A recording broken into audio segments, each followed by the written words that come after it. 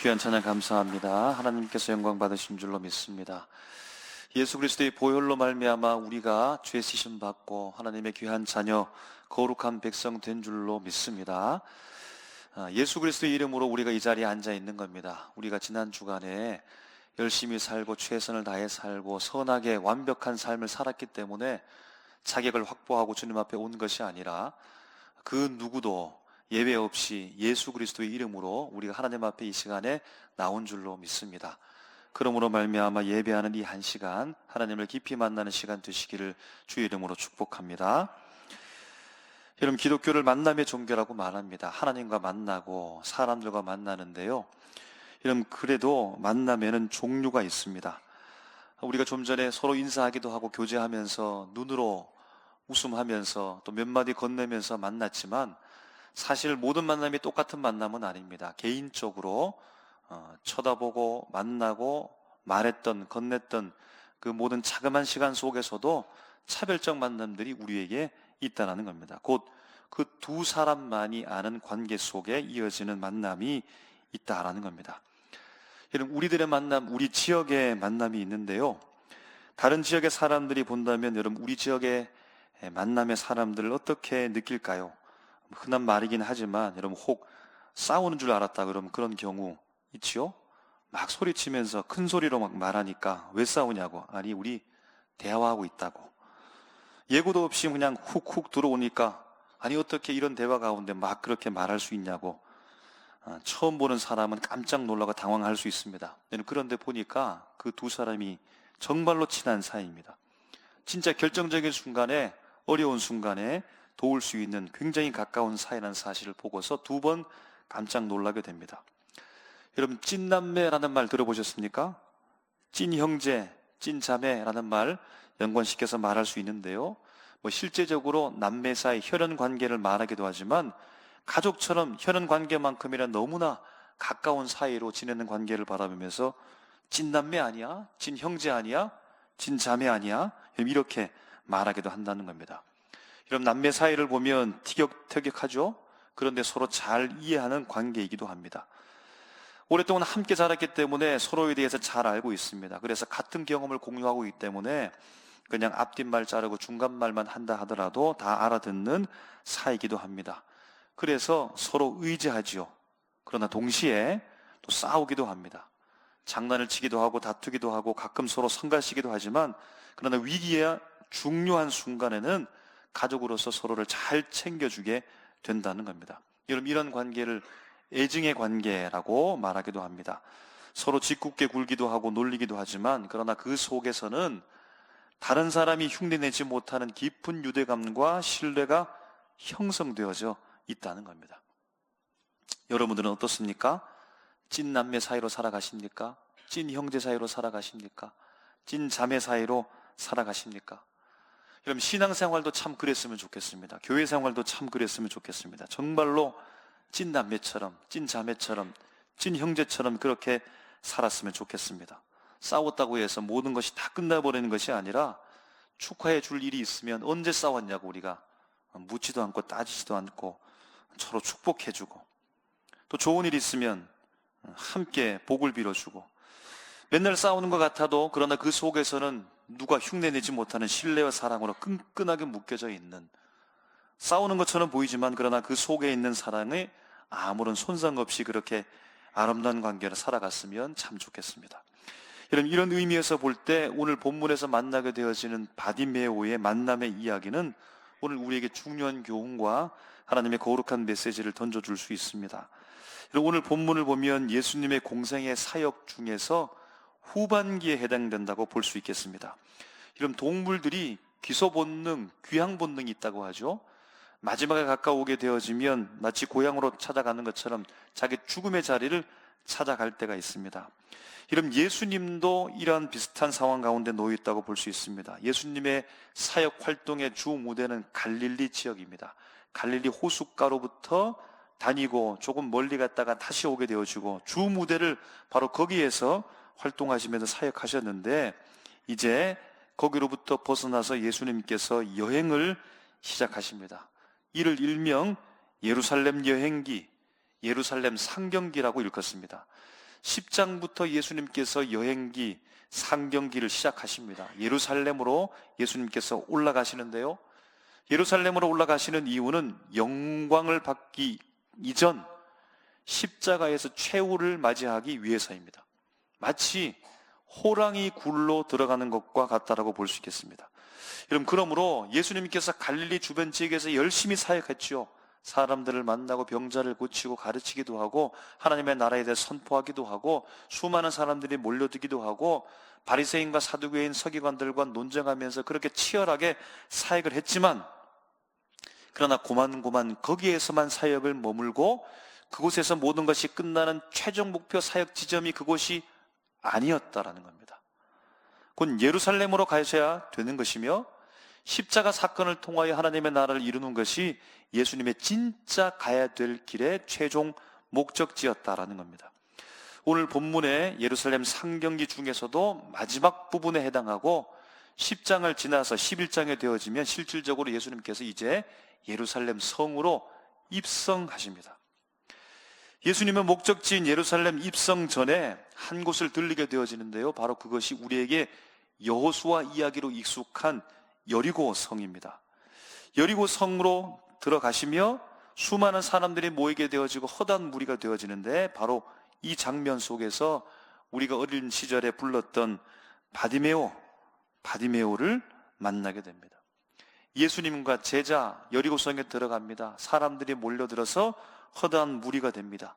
예수님을 따라 나서서 성 밖까지 나가게 되어지는데, 바로 거기에서 바디메오를 만나게 됩니다. 여러분, 바디메오 아시죠? 노래도 부르고 찬양도 부르고 많이 들어봤습니다. 여러분, 바디메오는 어떤 사람일까요? 46절에 보니까 이를 설명하기를 그는 디메오의 아들입니다. 그는 앞을 보지 못하는 맹인입니다. 그는 어떤 자기의 힘과 능력을 가지고 일에서 볼 수 있는 사람이 아니라 거지입니다. 그래서 그는 길가에 앉아 있습니다. 그는 거지이기 때문에 여기서 말하는 길가는 여리고 성문 어귀로 추정됩니다. 왜냐하면 사람들이 가장 많이 오가는 장소가 바로 이 성문 어귀이기 때문입니다. 사람들이 오가면서 구걸하기 위해 그는 여기에 앉아 있습니다. 그는 그런 사람입니다. 여러분, 바디메오는 다른 사람들로부터 어떤 대우를 받았을까요? 어떤 취급을 받았을까요? 47절에 보니까 여리고 성 안에서 허다한 무리가 예수님을 막 따라 나서기 시작하는데요. 그런데 이 대단한 소식을 누구 하나 바디메오에게 알려주는 사람이 없습니다. 그가 그냥 스스로 들은 것 같습니다. 누구 하나 예수님이 지금 지나간다고 친절하게 알려주는 사람이 없을 만큼 그는 외톨이입니다. 많은 사람들의 관심 밖에 있는 사람이 바로 바디메오입니다. 48절에 보니까 자신은 정말로 절박해서 나를 불쌍히 여겨달라고 막 소리치는데 사람들은 그 소리를 듣기 싫어하는 겁니다. 좀 조용하라고 잠잠하라고 꾸짖습니다. 야단을 맞습니다. 자신은 정말로 절박하고 정말로 힘들기 때문에 자신의 그 아픔을 간절한 마음으로 호소하고 있는데 다른 사람은 몰라줍니다. 그저 그 소리를 시끄러운 소리 취급할 뿐입니다. 공감을 얻지 못합니다. 무시를 당합니다. 성문 어귀에서 늘 만나는 사람들이기 때문일까요? 바디메오는 항상 저기 있는 사람, 바디메오는 항상 저 거지 행설이 있는 사람, 바디메오는 항상 무시를 당해도 되는 사람, 바디메오는 항상 저렇게 다른 사람에게 무시당하는 취급, 야단맞는 사람, 당연하게 그렇게 생각하고 있는 사람이 바로 바디메오입니다. 46절에는 보니까요, 그의 이름을 불러주는 사람이 없습니다. 그를 향하여서 이렇게 말하죠. 그는 디메오의 아들이라고 말합니다. 디메오의 아들. 그의 이름은 무엇입니까? 바디메오 말하는데요, 이 바디메오를 분석해 보니까 바르와 디메오의 합성어입니다. 바르는 누구의 아들, 디메오는 자기 아버지 이름이 디메오입니다. 그러니까 앞에서 디메오의 아들 바디메오, 이 바디메오도 디메오의 아들이라는 말입니다. 그러니까 똑같은 말을 두 번 반복한 겁니다. 여러분, 이 사람의 본명이 누구죠? 어떤 이름을 가졌죠? 이 사람의 이름이 나오지 않습니다. 그냥 디메오의 아들 바디메오. 바디메오는 그의 본명이 아니라 디메오의 아들이라는 말을 다시 한번 반복한 겁니다. 성경책에도 그의 이름이 누구인지 기록하지 않고 있고 누구도 그의 이름 진짜 이름을 본명을 부르지 않는 사람, 어쩌면 그의 이름이 없는 것일까요? 이러한 바디메오는 예수님을 만나게 되는데요, 예수님을 어떤 분으로 그는 인식하고 있을까요?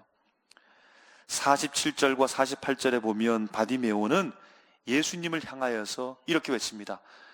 다윗의 자손 예수여, 다윗의 자손 예수여. 그럼 다윗의 자손이라는 말은 예수님을 구원자, 메시아, 그리스도로 인식하고 있었다는 겁니다.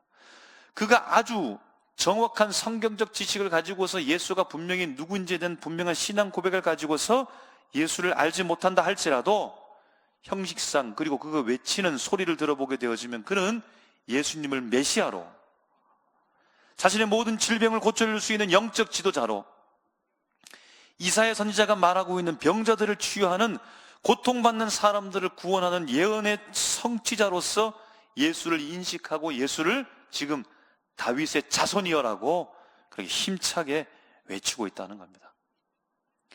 여러분, 그런데 본문을 읽다 보니까 좀 특이한 점이 발견되어집니다. 51절에 보니까 다윗의 자손 예수여라고 불렀던 이 바디메오가 예수님을 향하여서 이번에는 51절에 선생님이여라고 부릅니다. 처음에는 예수님을 다윗의 자손이라고 부르다가 이제는 선생님이라고 부르는 겁니다. 여러분, 이는 예수님의 호칭에 있어서 그 격을 완전히 떨어뜨리고 있는 표현일까요? 처음에는 너무 간절했기 때문에 다윗의 자손 예수여, 자기를 만나달라고 막 고래고래 소리 질렀는데 정작 예수를 만나게 되어지니까 이제는 다 됐다 싶으니까 그냥 그 절박성이 떨어져서 선생님이라고 그렇게 가볍게 부르는 것일까요? 그럼 그의 소원은 보기를 원하는 것인데, 보기를 원하면 어떻게 불러야 되죠? 왕적 메시아, 정치적 메시아, 예언의 성취자로서의 메시아를 부르면서 다윗의 자손이여 라고 불러야 되는데, 그런데 선생님이라고 부릅니다. 여러분, 그러니까 뭔가 앞뒤가 잘 맞지 않습니다. 여러분, 특이한 점은 선생님이여 라고 부르고 나서 자기 소원을 말합니다. 선생님이여 부르고 나서 제가 앞으로 어떻게 살아가야 될지 가르쳐 주십시오라고 가르침 받기 원해서 그렇게 소원을 말하는 것이 아니라 선생님 부르고 나서 자기의 가장 결정적 소원인 보기를 원합니다라고 말합니다. 보기를 원합니다라고 말하기 위해서는 앞에서 말했던 다윗의 자손 예수여라고 불러야 되는데 선생님이여라고 이렇게 부르고 있다는 겁니다. 여러분, 그러니까 뭔가 잘 맞지 않는 것 같습니다. 그런데 이후에 결과를 보게 되어지면 다윗의 자손도 불렀고 선생님이라고 불렀던 이 외침 속에 예수님께서 바디메오를 만나시면서 52절에 이렇게 응답하십니다. 가라, 너의 믿음이 너를 구원하였느니라. 그럼 여기에서 믿음이라고 하는 것은 너의 믿음이라고 합니다. 곧 바디메오의 믿음을 말합니다. 바디메오의 응답, 그의 마음을 말하는 겁니다. 구원하였느니라, 너를 구원했다라는 말은 그 구원 자체만 보게 되어지면 구원의 영역은 분명히 예수님의 영역인데, 믿음이, 너의 믿음이 너를 구원했다라고 말합니다.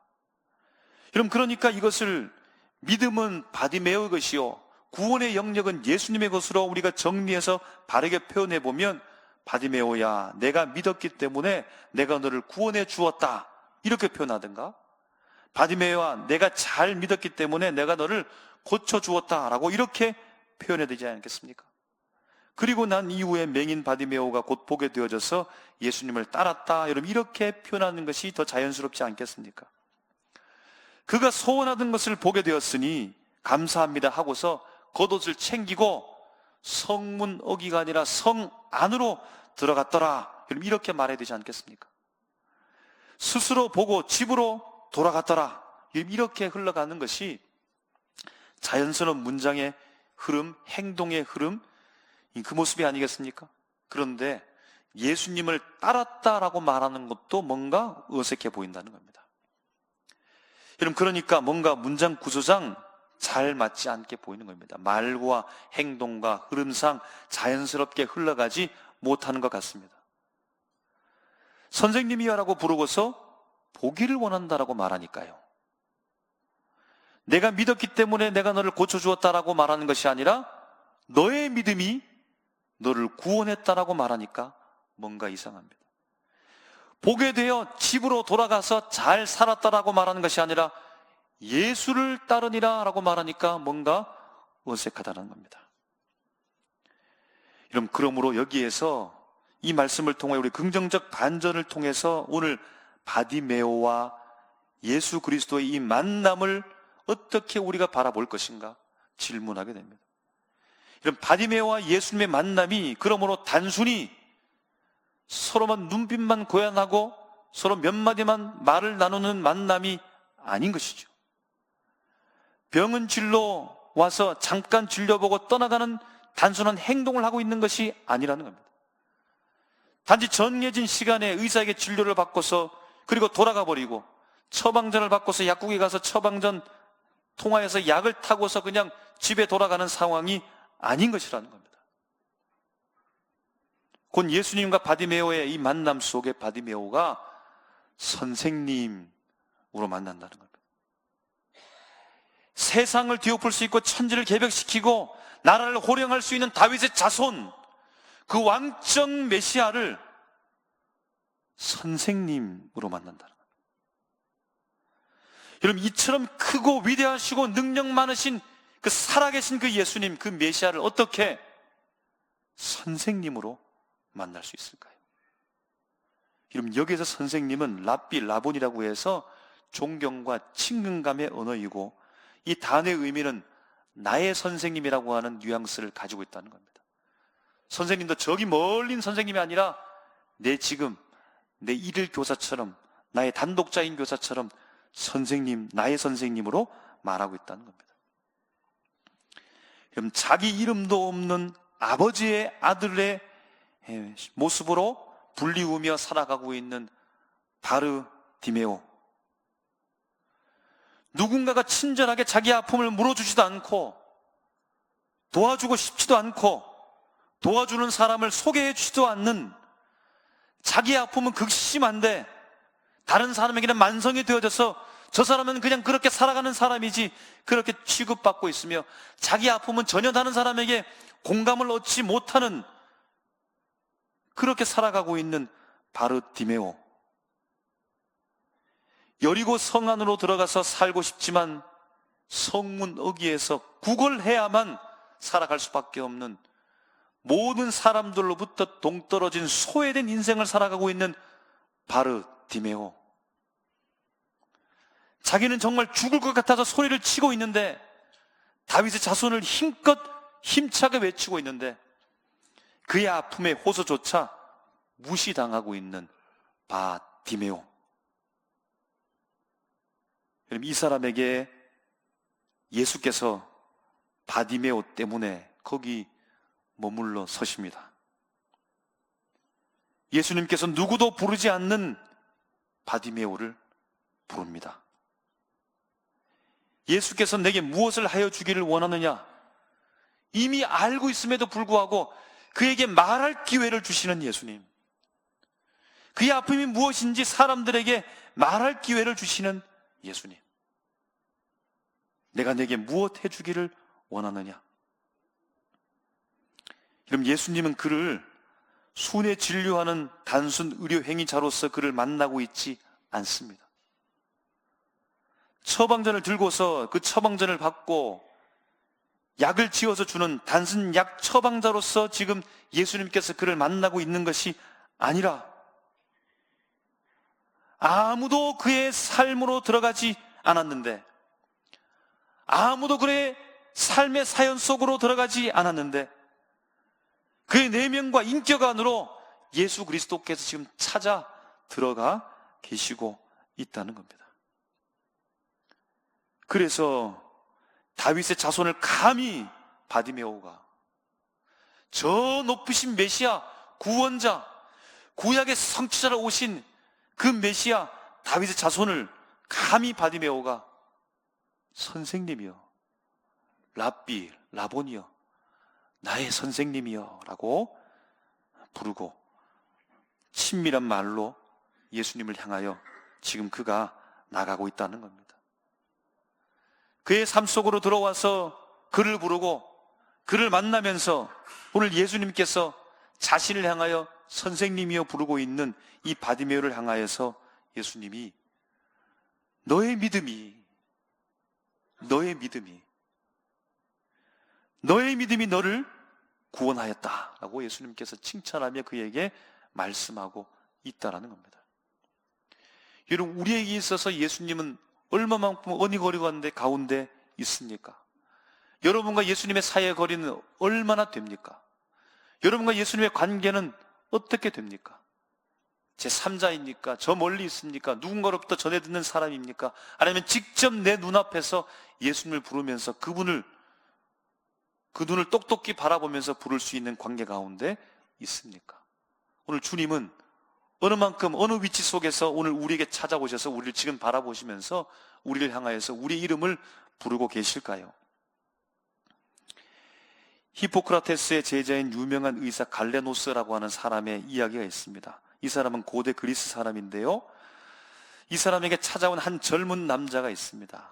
그는 당시에 불치병을 앓고 있었기 때문에 여러 의사를 찾아갔지만 고침을 받을 수 없어서 마지막 남은 기회를 잡고서 갈레노스를 찾아왔습니다. 갈레노스는 그 젊은이를 진료하고 치료법을 제시해 주었습니다. 그런데 이 젊은이가 치료를 받은 이후에 갈레노스를 떠나지 않고 존경심을 표하면서 제자가 되겠다는 겁니다. 그를 따르겠다는 겁니다. 이유는 단순한 진료와 치료가 아니라 그의 삶과 그 사람에 대한 깊은 사랑과 지혜와 통찰력을 이 젊은이에게 알려주고 그러한 마음으로 이 사람을 치료해 주었기 때문에 젊은이는 그 약한 때에 자신에게 아낌없이 다가오고 그의 인품과 지혜를 통하여서 자신의 큰 깨달음을 주고 고쳐주었던 그 은혜를 통하여서 그를 따르겠다고, 제자의 길을 가겠다고 그렇게 결단하면서 그 선택의 길을 갔다는 겁니다. 여러분, 예수님과 바디메오의 그 짧은 시간에 이 두 사람의 관계가 이토록 깊은 인격적 만남으로서 이루어지는 것을 확인합니다.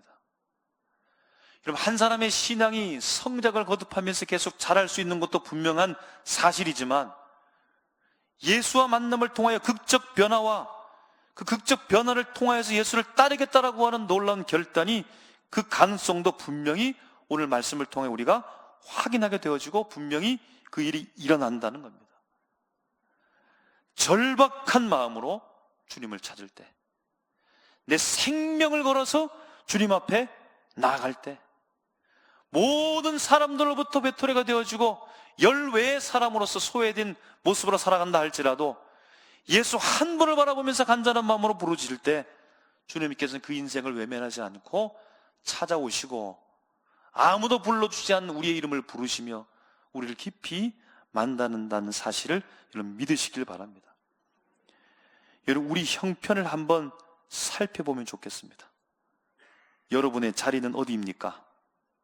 세상의 중심이나 사람들의 중심, 누구에게나 인정받고 있는 대우받는 자리에 여러분 있습니까? 여러분의 말은 다른 사람에게 공감이 되고 충분히 이해되고 위로받으면서 여러분 살아가고 있습니까? 혹시 어딘가로부터 떨어져서 성문오기와 같은 자리에 앉아서 사람들에게 도움받기를 원하지만 그냥 다 지나쳐버리고 거절받는 자리에 홀로 외롭게 여러분 혹시 있지는 않습니까? 정말 감당할 수 없어서 아픈 마음으로 고통스럽게 심지어는 죽을 것만 같아가지고 외치는데, 혹은 그 외치고 싶은데 들어주지 않습니까?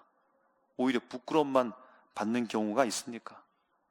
여러분, 오늘 이 시간에 예수님께서 우리 옆자리에 앉아 계시는 줄로 믿습니다. 여러분, 나의 존재를 부르십니다. 나를 부르십니다. 사랑하는 삼일교회의 형제, 자매 여러분, 여러분의 전보와 같은 그 겉옷 과감하게 내려놓고 용기를 내어서 여러분 주님께로 향하여 가십시오. 주님은 우리를 미리 알고 계시면서도 오늘 이 시간에 선포되어지는 말씀을 통하여, 기록된 말씀을 통하여 우리에게 말 걸어 오십니다. 주님의 음성을 들으십시오. 내가 너에게 무엇 해주기를 원하느냐? 내가 너에게 무엇 해주기를 원하느냐? 여러분, 여전히 저 멀리 계시는 위대하시고 거룩하신 살아계신 하나님이라고 부르시겠습니까? 아니면 지금 내 옆에 바투 다가서서 나의 얼굴을 마주하고 바라보시는 그 예수님 향하여서 랍비여, 라보니여, 나의 선생님이여 라고 여러분 부르시겠습니까? 여러분, 그러므로 단순 업무를 보는 것처럼 예배 드리지 마십시오. 나와 실제적으로 만나시고 내 이름을 부르시는 그 예수님을 만나는 영과 진리로 예배드리는 예배자가 되십시오. 주님께로 가까이 가십시오. 그분을 친밀하게 부르십시오. 전지전능하시고 위대하시고 온 우주 만물의 주인 되신 창조주, 광대하신 분, 너무 멀리 계신 그분이 아니라 가장 가까이 계신 곳으로, 가장 가까이로 주 예수 그리스도께서 이 시간에 우리에게 오셨다는 사실을 여러분 믿으시고 그분을 향하여서 라보니여, 랍비여, 나의 선생님이여, 아빠, 아버지여, 우리의 가장 아픈 것을 주님 앞에 고백하고 기도하며 구할 때 하나님의 놀라운 능력과 은혜를 통하여서 우리를 위로하시고 우리를 치료하시고 그 문제들을 해결하기 위해 지금 시작하신다는 하나님의 놀라운 은혜를 경험하는 우리 모두가 되시기를 주님의 이름으로 축복합니다.